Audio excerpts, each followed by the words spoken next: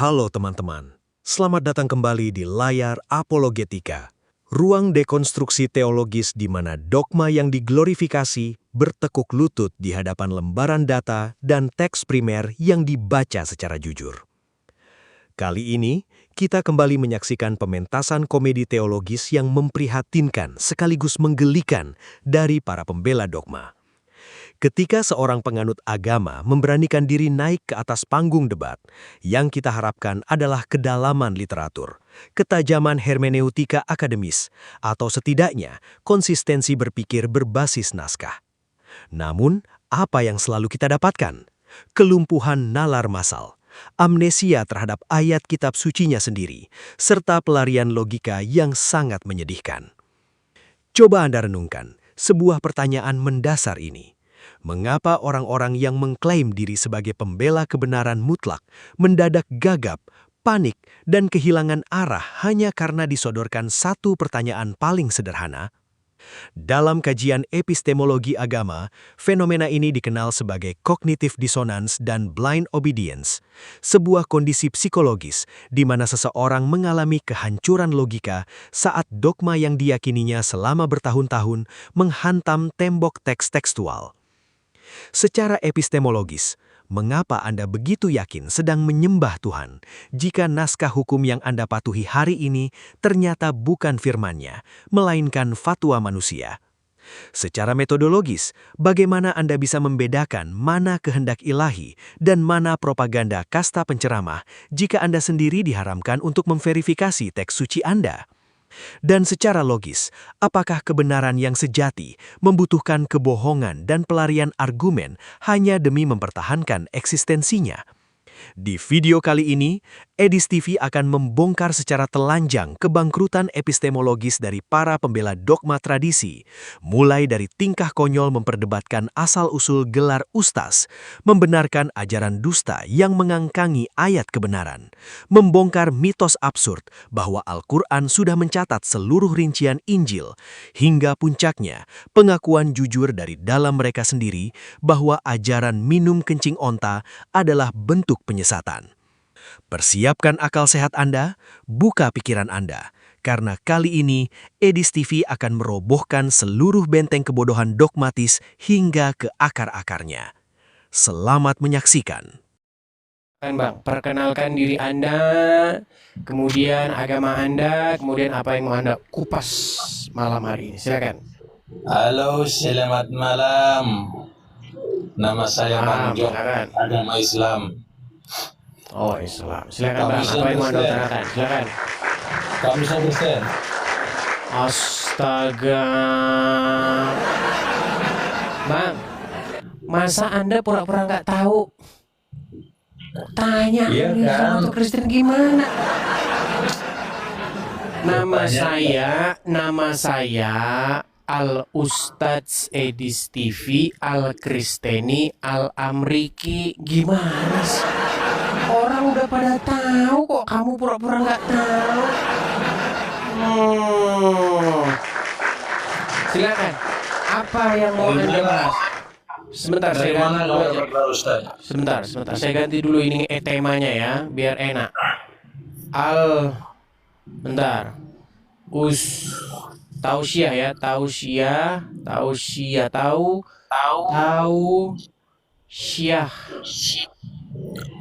itu apa? Tausiah itu ya pengajaran, kajian. Tausiah Artinya apa? Al-Kristeni.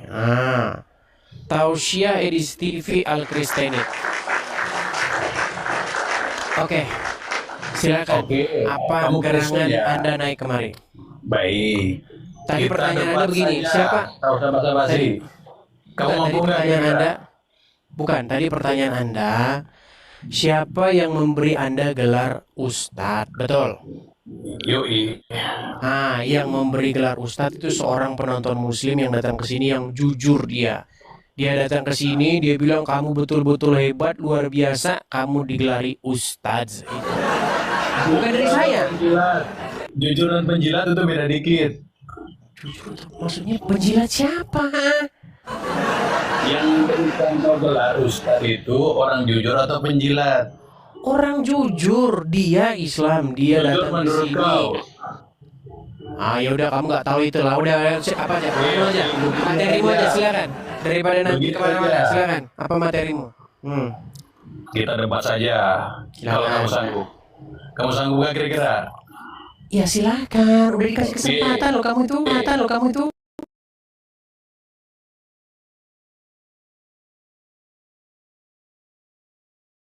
Kesempatan loh kamu itu. Kesempatan loh kamu itu. Yang memberimu nyali, yang mengajarkanmu bahwa kau itu harus jadi Kristen. Itu pertama. Kedua, Satu-satu. Jangan. Yang satu-satu belum kelar. baik. Itu Siapa? aja jawab ya. Ya, itu Siapa aja yang jujur. memberimu nyali? Terus? Ya, siapa yang menyuruhmu menjadi Kristen? Masalahnya, Yesus tidak pernah mengajarkan manusia untuk menjadi Kristen. Oke, gitu. baik. Ya, nggak apa-apa. Pertanyaan bagus ya, yang berasal dari orang yang sering benturin kepala ke ubi. Nggak apa-apa. Baik. Loh, memang karena kamu sering benturin kepala ke ubi. Betul nggak? Kamu betul-betul. Lo. Yesus itu beribadah Katanya tadi katanya kamu bertanya, saya menjawab, boleh? Saya jawab. Oke, silakan. Oke, Jangan lama-lama. gitu dong. Iya, selalu dong kalau mau. Oke, saya jawab ya. Begini. Siapa yang menyuruhmu menjadi Kristen sedangkan Yesus tidak pernah menyuruh menjadi Kristen? Begini. Setiap orang yang percaya kepada Yesus, Sang Mesias, Sang Kristus, Yesus Kristus, itu adalah orang-orang yang mengikutinya, menjalankan perintah-perintahnya. Nah, disebut sebagai apa? Disebut sebagai Kristen, artinya pengikut Yesus. Siapa yang nyuruh? Ya Yesus sendiri, karena ia berkata, berbahagialah orang yang tidak kecewa dan menolak aku. Gitu. Nah, sekarang boleh saya tanya balik nggak? Belum kau jawab itu. Satu-satu kok belum di... Kamu kan sudah bertanya. Sekarang gantian saya. Silakan mau bertanya apa? Oke, pertanyaan saya gampang. Kenapa kamu menyesatkan diri dengan mempercayai kitab-kitab karangan ulama, padahal kitab yang disuruh Al-Quran kamu percaya adalah Injil? Jawab. Baik, apa aku bilang? Saya ulangi satu lagi. Kamu Kenapa mempercayai- kamu dengarkan? Kenapa Oke. kamu sekarang tersesat? Karena mempercayai kitab-kitab karangan ulama, sementara Quran menyuruh beriman kepada Injil, ya kan? Tapi kamu masih sehat bertanya ini ya? Kenapa Udah kamu sehat, tersesat? coba. Iya betul. Kenapa kamu tersesat? betul? Pertanyaan Kenapa kamu pertanyaan macam apa? Kau jawab saja. Kau jawab saja. Kenapa kamu menyesatkan dirimu dengan beriman kepada kitab-kitab karangan ulama, sementara Quran menyuruh beriman kepada Injil? Ah, silakan. Kitab-kitab karangan ulama. Oke, baik. Jadi teman-teman, yang dimaksud si Edis ini adalah kitab-kitab yang dibuat oleh para ulama. Ya, Kitab-kitab seperti yang Bukhari, Sahih Bukhari, Sahih Muslim, tuntunan sholat, itu kan semua kitab karangan ulama itu. Ya, Ya, tahu. silakan. Kenapa kamu beriman ke situ sementara kamu disuruh beriman kepada Injil? Lah, ya jawab. Kan. Kasih kesempatan orang jawab kok ini. Jadi begini ya, Jadi begini ya teman-teman ya. Kenapa kita mengikuti kitab-kitab para ulama? Ya jelas karena kitab-kitab para ulama itu merujuk dari Al-Quran dan hadis, isinya tidak keluar dari konteks. Quran menyuruh jangan dengar, saya bilang dulu kamu bohong. Kenapa Kok ini kamu gak sabar? Iya, kamu jawabnya bohong. Kamu bilang karena kitab karangan ulama itu sejalan dengan Quran. Sejalan gimana? Quran menyuruh berkata perkataan yang benar, hadis menyuruh boleh berbohong. Mana yang benar? Di mana? Oke, surat Al-Ahzab ayat 71. Ya ayyuhallazina amanu. Wahai orang-orang yang beriman, katakanlah perkataan yang benar. Nah, sementara dalam hadis, wahai orang-orang yang beriman, berdusta dalam 3 perkara. Nah, coba yang mana yang benar? Apa dosanya? Apa dosanya? Coba. Pertama, mendustai istrinya. Yang kedua, Mana berdua istrinya gimana? kok kamu nggak usah ke situ lagi itu? Itu sudah kita bahas di sini berulang-ulang. Tentang berdusta. Sementara konteksnya kamu nggak tahu. Gimana sih kamu? Konteks Quran menyuruh berkata yang benar, betul? Iya, lalu Hadis menyuruh boleh berbohong, betul? berbohong apa dulu? Ya berbohong dalam 3 hal. Ya berbohong apa dulu? Berbohong itu banyak. Berbohong dalam 3 hal. Astaga. Intinya. Yang pertama, berbohong kepada suami atau istri berbohong kepada suami atau suami berbohong kepada istri demi keutuhan rumah tangga. Nah, sekarang saya tanya, apakah sama berbohong dengan berkata yang benar? Jadi begini Edis ya, berbohong dalam 3 hal yang dimaksud itu adalah Inilah kamu sesat karena kamu percaya kepada kitab karangan ulama. dari mana? Loh, bertanya bagaimana saja. mungkin kamu Bertanya bisa? saja. Bagaimana mungkin kamu di detik yang sama bilang berkata benar, tapi di detik yang sama bohong? Itu Ya, kamu berbohongnya seperti itu Agatal. apa konteks? Edis, misalkan begini Itu nih. kamu sama seperti Agatal, jujur tapi bohong. Gimana sih?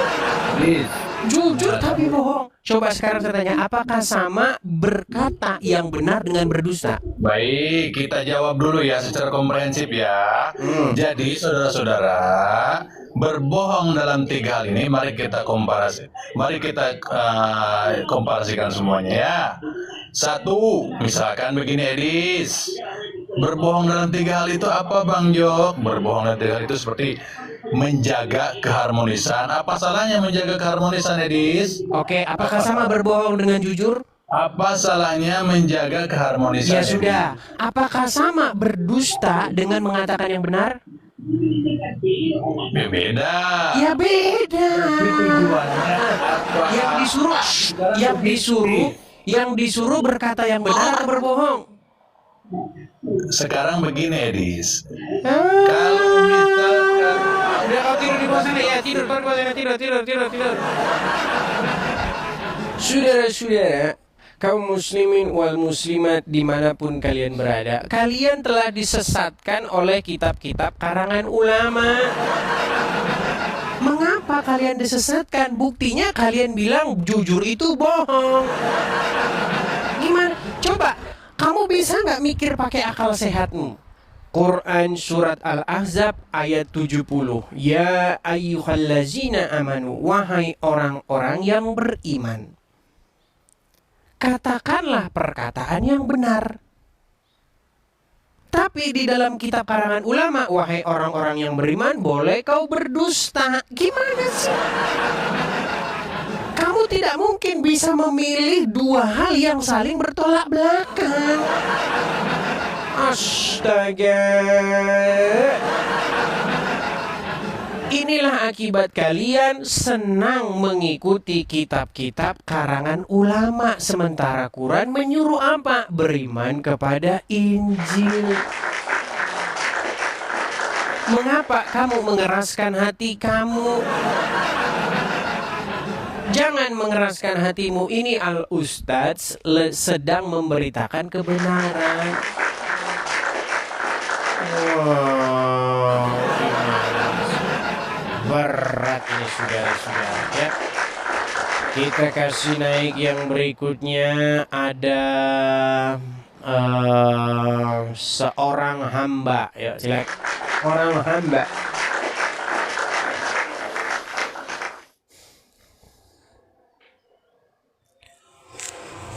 Ya, assalamualaikum, selamat malam saudara seorang hamba.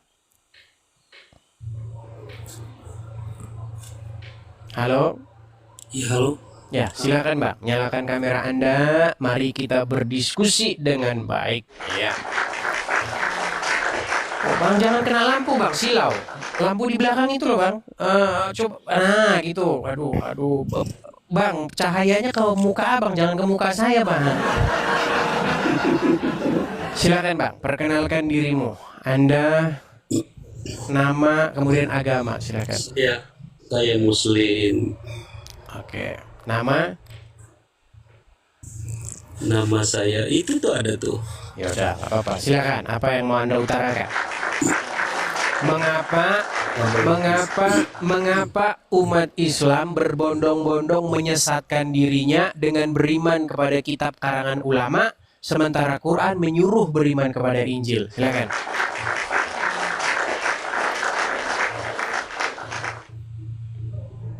Jangan meninggal, Bang. Pahami dulu pertanyaan saya. Saya ulangi satu kali lagi.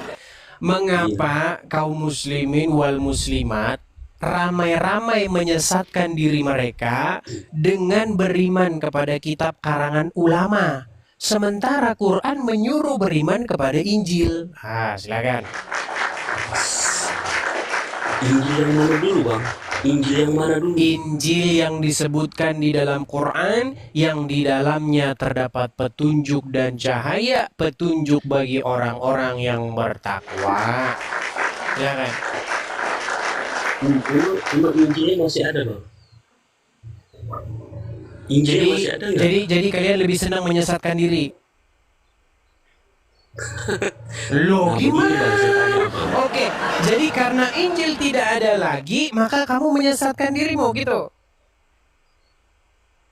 Kan gimana nih? Nggak ada, menyesatkan diri sendiri. Maksud Abang menyesatkan diri sendiri itu gimana? Menyesatkan diri dengan beriman kepada kitab karangan ulama. Contoh, kitab minum kencing hewan. Anda pergi ke Arab Saudi, di Arab Saudi Anda minumin kencing. Terus di Arab Saudi Anda cium-cium batu. Nggak ada di dalam Quran. Di dalam Quran nggak ada suruh cium-cium batu. Karena kalian percaya kepada kitab karangan ulama, maka kalian dalam kesesatan yang nyata. Coba silakan. Kesesatan, Bang.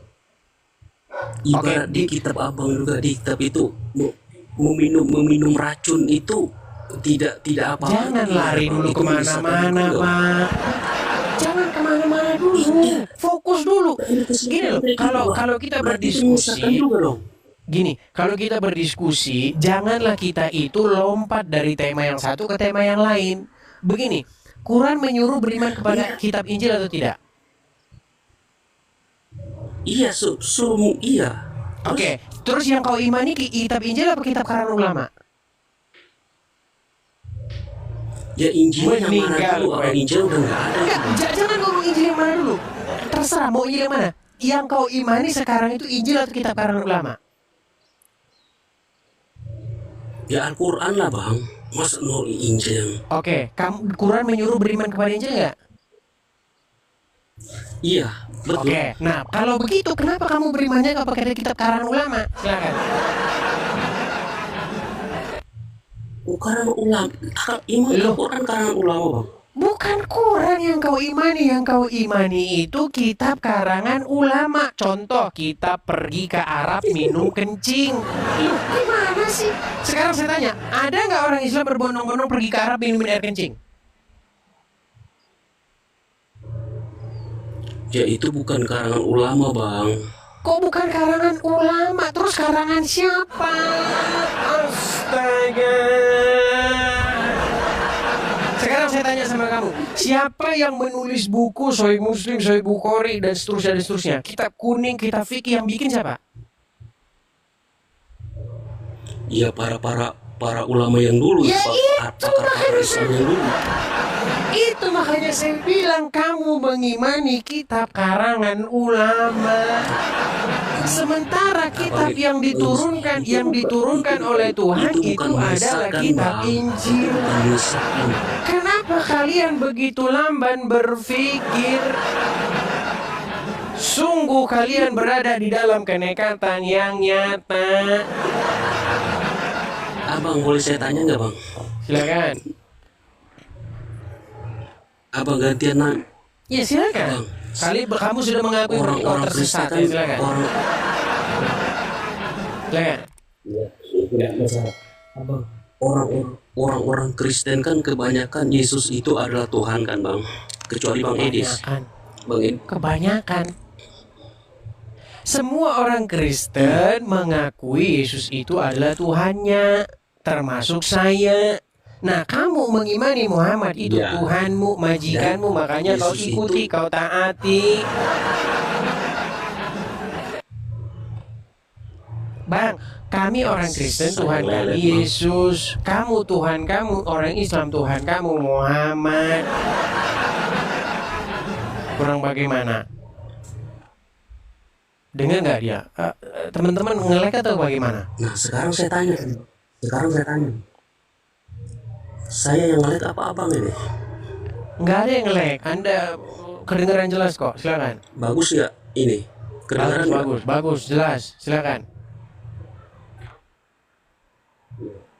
Abang saya mau tanya bang, di Yohanes 17 ayat 3, inilah hidup yang kekal, bahwa engkau mengenal satu-satunya Allah yang benar dan mengenal Yesus Kristus yang telah engkau utus. Nah, yang mendapatkan hidup kekal itu siapa bang?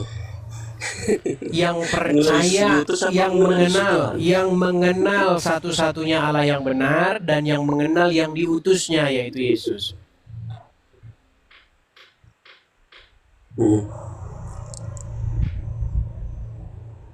Ayo. Berarti yang bukan mengenal Yesus utusan yang mengaku Tuhan itu enggak hidup kekal kan bang? Siapa Dalam bilang? ayat itu kan?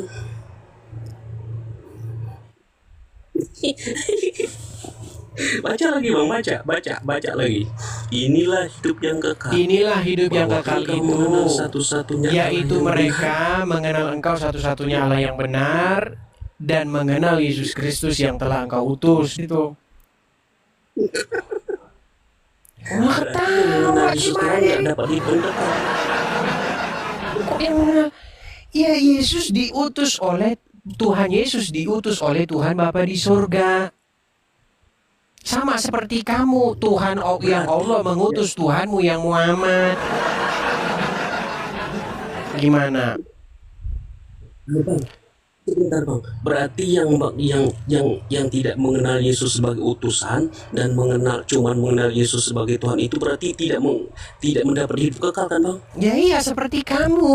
Kamu contohnya tidak mengenal Yesus dan tidak mengenal Berarti Tuhan yang yang di bawah mengutus ini- Yesus. berarti yang di Nah, bawah sedangkan ini- kamu mengenal Tuhanmu yang Muhammad dan Allah. Gimana? Sudah jelas. Berarti yang di bawah ini yang menuhankan.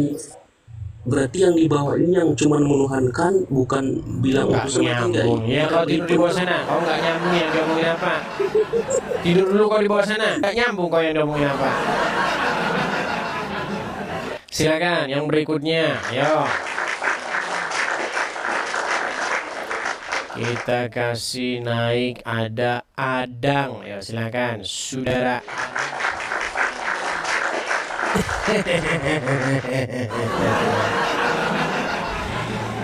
Ya, silakan. Selamat malam, Saudara Adang. Halo Adang. Halo abang, jumpa Oke. lagi kita dua. Ya, silakan Bang. Perkenalkan diri Anda. Nama, agama, silakan. Itu namanya jelas di situ. Kemudian saya sudah beberapa kali dapat undangan dari abang. Waktu itu yang saya pernah naik ada klarifikasi. Bukan, abang kemudian agama apa? ada Islam. Oke, silakan. Apa yang mau Anda utarakan? Silakan. Terus tema kita hari ini malam ini saya baru gabung jadi saya tidak tahu temanya apa. Tema ini. kita hari ini itu santai-santai saja, berjalan aja. Cuman tadi ada tema yang sudah kita obrolin tapi masih menggantung. Apa itu? Yaitu kenapa kaum muslimin wal muslimat berbondong-bondong menyesatkan diri mereka dengan beriman kepada kitab karangan para ulama, sementara Quran menyuruh beriman kepada Injil dan Taurat. Silakan. Ya terus Ini pertanyaan abang ke saya apa dulu baru saya bisa jawab. Ya tadi, mengapa Anda menyesatkan dirimu dengan beriman kepada kitab karangan ulama, sementara biar Anda tidak tersesat berimannya kepada Injil? Oke, yang Masih nggak pertama nyambung saya juga atau klarifikasi. gimana? Ngerti nggak Oke, pertanyaan dulu saya? bicara dulu. Bukan pertanyaan saya. Bicara dulu. Pertanyaan saya paham? Sudah. Oh, silakan. Sudah jelas. Silakan. Saya klarifikasi dulu. Jadi ketika ada orang-orang Islam yang mengatakan bahwa mereka beriman kepada karangan kitab-kitab para ulama, itu mereka sesat. Nah, termasuk Anda. Oh, dengar dulu, saya belum. Oh ya, itu kan masih pendapat ini. Ya, silakan. Berarti betul ya, setuju berarti Anda ya, setuju ya? Setuju Abang, kan? abang jangan samakan dengan itu muslim awam yang naik itu. Oh ya, Yang tidak mantap. jelas. Ya, tepuk tangan sama dia. Tepuk tangan sama dia. Ayo, silakan. Silakan. Kemudian yang kedua, dibenar di dalam Al-Quran itu diperintahkan di situ adalah beriman kepada kitab-kitab yang terdahulu. Dalam hal ini kitab Injil, Taurat, dan Zabur. Saya tambahkan satu lagi. Barang siapa yang tidak beriman kepada keempat kitab, dalam hal ini tambah lagi Al-Quran itu, imannya tidak sempurna. Tidak sempurna iman seseorang ketika dia mendustakan kitab-kitab yang turun sebelum Al-Quran. Nah, kenapa? Karena di dalam Al-Quran yang 30 juz 114 surat 6.666 ayat itu, di dalamnya itu sudah terangkum semuanya. Dari ketiga kitab sebelumnya itu, Ayatnya mana ayatnya? ayat-ayatnya Anda tadi mengatakan dibandingkan. terangkum. Sekarang saya tanya, oke, kalau terangkum berapa jumlah murid Nabi Isa? Silakan. Murid Nabi Isa yang tercatat di dalam Al-Quran itu kan ada 12 murid yang namanya Hawariyun. Ayatnya. Jadi dengar Sebentar Bang, jangan bompas sebentar Bang. Abang bilang tadi yang sudah tadi. dirangkum, Bang. Jangan begitu. Nah. Abang bilang sudah dirangkum semua. Kita ke Betul. topik yang Ini tadi. adalah fitnah para ulama. Inilah fitnah para ulama yang menyesatkan Abang jamaah dengar dulu. kaum muslimin wal muslimat. Bang, gini loh. Abang itu memfitnah. Abang dengar bilang dulu. Abang dengar dulu. Abang bilang katanya Abang sudah dengar dulu. terangkum. Jumlahnya 12 di ayat mana? Abang dengar dulu.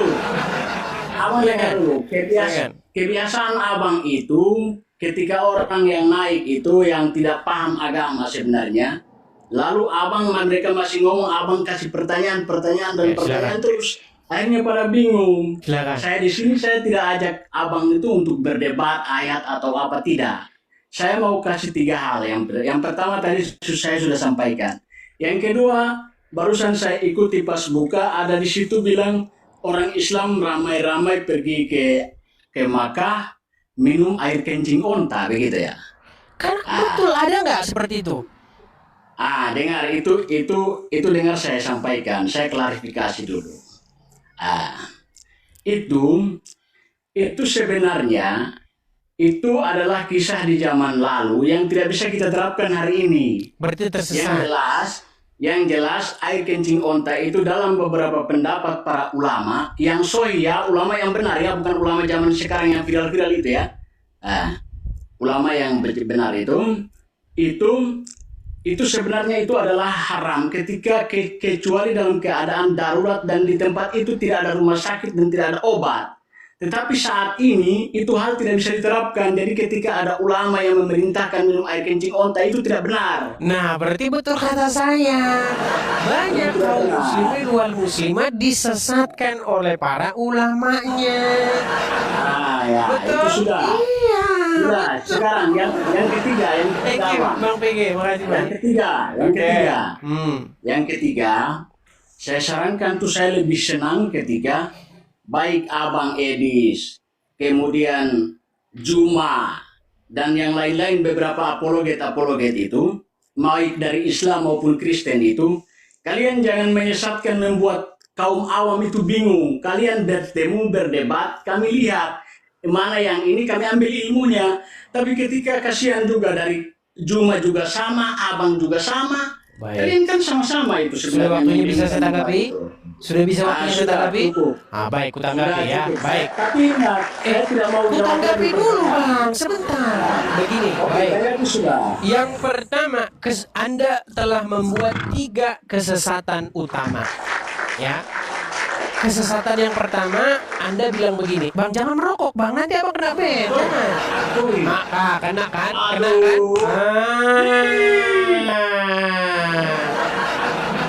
Saudara-saudara, kebohongan pertama yang dia katakan adalah bahwa kitab-kitab sebelumnya, Taurat, Zabur, Injil, sudah terangkum di dalam Quran. Ini adalah dustanya mereka. Nggak ada ayat yang mengatakan bahwa kitab Injil sudah dirangkum dalam Quran. Kalau sudah dirangkum, berapa jumlah murid Isa? Dari dia bilang 12. 12 gundulmu. Tidak ada di dalam Quran berkata jumlah murid Isa, jumlah Hawariun itu jumlahnya 12. Tidak pernah ada. Dan janganlah kalian menambah-nambahi apa yang tidak ada. Jangan berbohong, wahai saudaraku, kaum muslimin wal muslimat.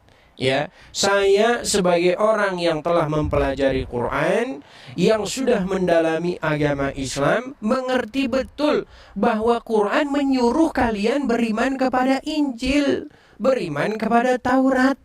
Karena di dalamnya terdapat petunjuk dan cahaya bagi orang-orang yang bertakwa. Ada amin saudara? Ada amin saudara? Iya, harus kalian katakan amin. Betul. Begitu ya. Jadi janganlah kalian disesatkan oleh para ulama kalian dengan menyuruh beriman kepada kitab karangan mereka sendiri. Akhirnya apa? Akhirnya kalian minumin air kencing. Itu akibat apa? Kalian tidak baca Injil gitu loh, dikasih tahu kok ngeyel. Jangan ngeyel ya, saudara-saudara. Oke. Mari kita kuliti setiap lapisan argumentasi dalam video tadi dengan pisau bedah analisis kritis yang tajam. Yang pertama, ilusi otoritas teologis dan ketakutan akan uji fakta tekstual. Pengamatan kritis ini dibuka dengan sebuah pemandangan dramatis mengenai kerapuhan mentalitas penganut dogma ketika berhadapan langsung dengan Edi Stivi. Dalam dialog awal bersama Bang Jok, terlihat jelas bagaimana lawan debat masuk ke arena diskusi dengan kebingungan identitas yang akut, sikap defensif, dan kelakuan yang sangat kanak-kanak. Lawan debat terjebak dalam permainan kata, serta sibuk mempertanyakan legalitas dan identitas Edi Stivi ketimbang menyiapkan argumen akademis yang solid. Fenomena ini membongkar pola psikologis penganut dogma yang selalu ketakutan sebelum debat dimulai. Penganut dogma selalu berusaha mengalihkan fokus dari tema utama ke isu personal karena sadar betul tidak memiliki amunisi literatur yang cukup untuk mempertahankan agamanya. Mengapa bagi masyarakat dogmatis, kebenaran selalu diukur dari kasta, label, dan pengakuan formal, ketimbang validitas data, ketepatan teks, dan ketajaman nalar? Mengapa perdebatan mengenai siapa yang memberikan gelar ustaz mendadak jadi begitu krusial, ketimbang membedah isi kitab sucinya sendiri? Apakah sebuah gelar sanggup mengubah kebohongan teologis menjadi sebuah kebenaran ilmiah? Jika istilah Kristen secara ilmiah dan tekstual merujuk pada pengikut Kristus yang taat pada perintahnya, atas dasar hukum apa para penceramah mengajari Anda untuk membenci orang-orang yang berusaha mengikut perintah sang nabi tersebut, yang jelas-jelas diakui dan dihormati oleh kitab suci Anda? Mengapa Anda begitu takut menguji klaim-klaim agama Anda di panggung publik jika Anda percaya bahwa agama yang Anda peluk datang dari Sang Maha Tahu? Apakah agama yang Anda peluk mengajarkan kebenaran tekstual atau sekedar merawat kebodohan emosional? Yang kedua, konflik sistematis Al-Quran versus kitab karangan ulama. Puncak kehancuran argumen pembela dogma terjadi saat Edi Stivi melempar pertanyaan mendasar yang sangat mematikan. Mengapa kamu menyesatkan diri dengan mempercayai kitab-kitab karangan ulama, padahal Al-Quran menyuruh beriman kepada Injil? Pertanyaan ini melumpuhkan nalar Bang Jok dan para pembela dogma berikutnya karena menghantam langsung jantung teologi tradisi yang selama ini mereka agungkan tanpa kritis. Ketidakmampuan para pembela dogma untuk menjawab pertanyaan ini membongkar kontradiksi internal yang sangat fatal dalam ajaran yang mereka percayai selama berabad-abad. Coba gunakan logika berpikir Anda untuk menguji pertentangan sistematis ini. Ketika Al-Quran secara mutlak memerintahkan manusia untuk mengucapkan perkataan yang jujur, bagaimana bisa Anda membenarkan naskah sekunder karangan ulama yang melegalisasi kebohongan? Bisakah sebuah tindakan dusta disebut sebagai kebenaran di saat yang bersamaan? Dalam ilmu hukum, aturan bawah tidak boleh menentang aturan atas. Jika kitab karangan ulama sanggup menganulir perintah moral Al-Quran tentang kejujuran, siapakah Tuhan Anda yang sebenarnya? Al-Quran itu sendiri atau ulama yang menulis kitab tersebut? Secara tekstual dan ilmiah, Al-Quran secara eksplisit memerintahkan penganutnya untuk beriman kepada Injil dan Taurat sebagai naskah yang di dalamnya terdapat petunjuk dan cahaya bagi orang-orang yang bertakwa.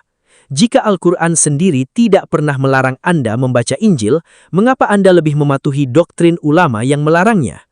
Mengapa akibat indoktrinasi kasta ulama, penganut agama hari ini justru mengabaikan perintah tekstual Al-Quran dan memilih mengagungkan naskah sekunder karangan manusia?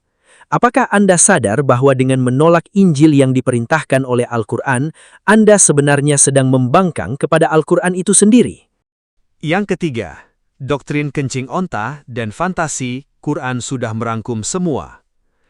Ketajaman argumen Edis TV semakin tak terbendung saat berhadapan dengan lawan debat bernama Seorang Hamba dan Adang. Dalam upaya menyelamatkan doktrin tradisinya yang sudah terpojok, Adang melontarkan klaim yang sangat populer di kalangan masyarakat awam, bahwa seluruh kitab terdahulu seperti Taurat, Zabur, dan Injil sudah terangkum sepenuhnya di dalam Al-Quran. Klaim manis ini terdengar sangat meyakinkan bagi orang-orang yang tidak pernah membaca kitab sucinya sendiri secara teliti. Namun Edis TV menghancurkan mitos tersebut secara seketika melalui uji faktual yang sangat sederhana dan telanjang. Ketika Adang mengklaim bahwa Al-Quran telah merangkum seluruh rincian Injil, meskipun menyebutkan jumlah 12 murid Nabi Isa, Edis TV langsung menantang menunjukkan ayatnya, dan fakta tekstual membuktikan bahwa Al-Quran tidak pernah mencatat angka 12 untuk jumlah Hawariyun secara eksplisit. Dalam kajian filologi dan sejarah teks, klaim tanpa basis naskah adalah bentuk fabrikasi sejarah. Jika klaim bahwa Al-Quran sudah merangkum seluruh rincian Injil ternyata terbukti sebagai bohong besar di depan mata Anda, berapa banyak lagi mitos dan fitnah teologis buatan penceramah yang selama ini Anda telan bulat-bulat tanpa verifikasi? Kehancuran teologi tradisi ini mencapai puncaknya saat membahas doktrin ekstratekstual seperti ajaran minum air kencing onta. Ketika salah satu penganut dari dalam agama Anda sendiri mengakui bahwa ajaran tersebut adalah kisah masa lalu yang tidak bisa diterapkan hari ini, dan ulama yang memerintahkannya adalah tidak benar, tidakkah Anda sadar bahwa orang tersebut baru saja mengaminkan tesis Edis TV bahwa umat memang telah disesatkan oleh kitab ulama? Dalam filsafat sains dan metodologi medis modern, membenarkan cairan limbah tubuh sebagai obat medis tanpa uji klinis adalah bentuk kemunduran peradaban. Jika satu ajaran ulama sudah diakui salah, menjijikkan dan tak layak pakai hari ini, atas dasar logika apa Anda masih berani menjamin bahwa ribuan ajaran ulama lainnya di dalam kitab-kitab karangannya adalah 100% kebenaran ilahi? Mengapa Anda memaksa firman Tuhan yang suci bertumpu pada naskah medis kuno yang bertentangan dengan akal sehat dan kesehatan publik modern? Yang keempat, kegagalan literasi dan kebangkrutan lisan kasta ulama. Sesi debat tadi mengkonfirmasi sebuah tragedi sosiologis yang sangat masif di tengah masyarakat beragama hari ini, krisis literasi berbasis teks asli. Peneliti sejarah keagamaan mencatat bahwa stagnasi intelektual terjadi ketika sebuah peradaban menggantikan tradisi membaca teks asli dengan tradisi mendengarkan cerita lisan. Masyarakat selama ini dibesarkan dalam budaya taklid buta, sebuah tradisi yang merawat kebodohan, di mana umat dilarang berpikir kritis dan diwajibkan menelan bulat-bulat seluruh doktrin ulama tanpa pernah diizinkan memverifikasi langsung ke dalam kitab suci.